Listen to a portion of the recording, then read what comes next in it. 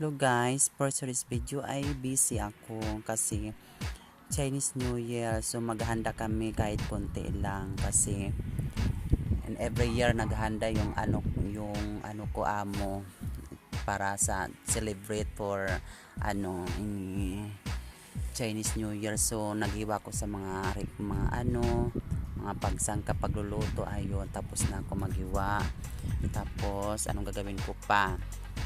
Napakadaming gagawin guys. Ayun, gumawa kami ng mga pampaswerte. Ayun, may ahas pa, oh, tingnan mo nga, tingnan nyo guys. Ayun, sa ate amin naghahanda na para sa sa table. Ayun, may cake kami, yes. Tapos may kami, tikoy. Yung tikoy tunaw na magluluto, hindi yata original yan, di ko alam.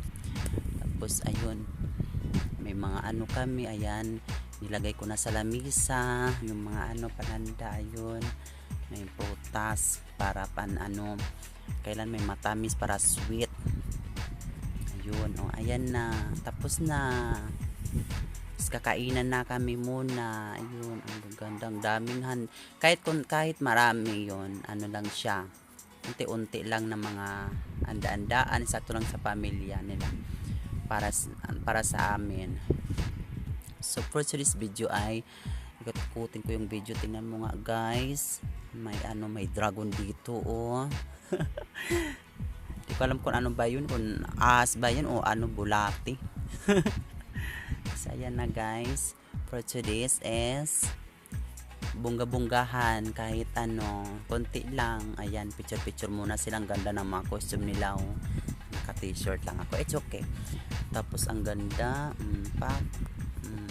si nanay tumatawa, oh, ay si Bayot, oh, pak, may bangs na siya guys. Ayun, ayun na sila, kain.